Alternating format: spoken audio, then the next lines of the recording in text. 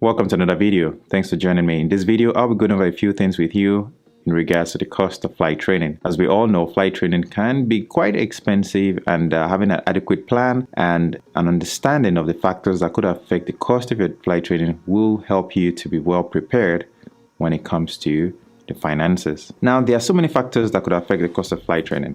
Like I've mentioned in the past, some of my videos, if you have been watching my channel or this page, you realize that there's so many factors that you can't really plan for, but there are a few things that you need to have an understanding of.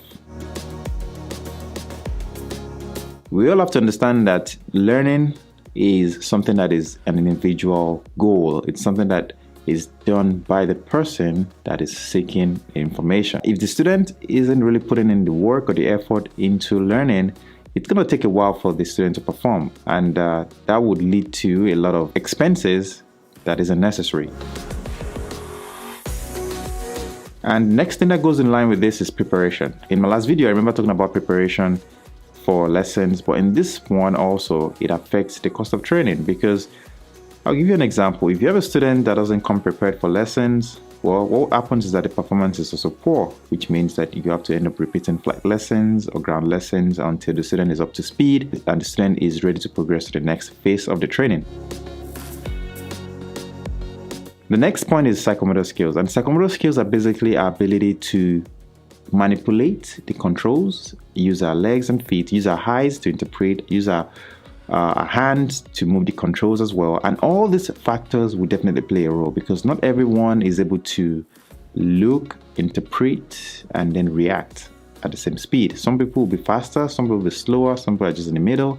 And all these factors will definitely affect how well the student is able to progress through training. If you think about it, flying is a skill, and it requires the ability to build on the skill over time. And that's why the experience is very important. Just like when you started riding the bicycle, you didn't get it the first time, but eventually you started getting how to manipulate the pedals, how to use the brakes, what speed to go when it comes to turning.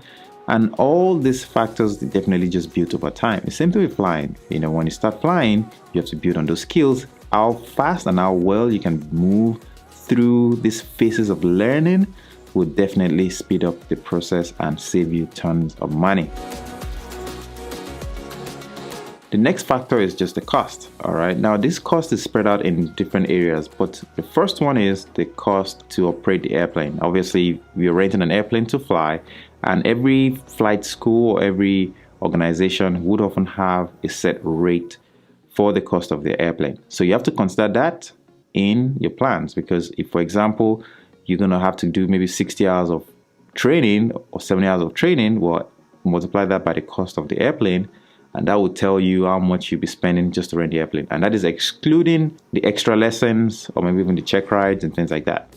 So you have to put that into consideration. But the cost of renting the airplane is very important, because it's one of the most expensive part of the training actually. The next cost is the cost to pay the instructors. Like, instructors sometimes will charge per hour, and you have to understand what this cost is as well. Now, some of it you have no control over, some of it you could have control over depending on your situation. And the next one is the cost of fuel. Now, this kind of goes with the cost of the airplane, because you have to understand that when you're in the airplane, you need the fuel to fly it. So you have to pay for the fuel as well. Now, there's so many miscellaneous expenses that we cannot really account for ahead of time. I mean, you can have an idea, but it's not always accurate. Why? Because when you're in training, you have to always buy a certain type of materials that you would need during the training, like textbooks, like the approach charts that you might need, or the aeronautical charts that you might need.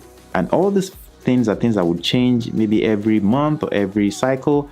And every time this happens, you have to buy the new one. So you can't really account for some of those costs, because it will depend on the duration of your training as well. Other thing is like check ride fees and exam fees that you might have to pay for, because all these factors will also change or could change while you're in training.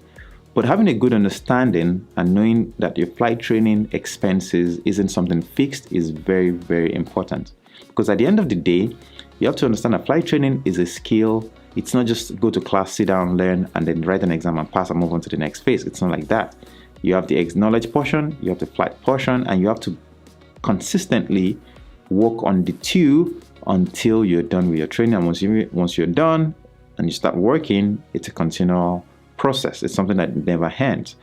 So the cost itself will not be fixed. They can't just tell you that, oh, you're going to spend 50,000, because that's not going to happen. It will either, you could spend less, but most of the time you end up going more than that amount. And mind you, this doesn't include your feeding expenses, your transportation, and other form of expenses that may be outside of just the flight training environment. So you just have to understand that this cost could really vary, and your ability to be well prepared would determine how quickly you can move through your training, and also determine if you're actually going to complete your training successfully. Well, if you found value in this video, please consider giving this video a thumbs up as always, and I'll see you in my next video.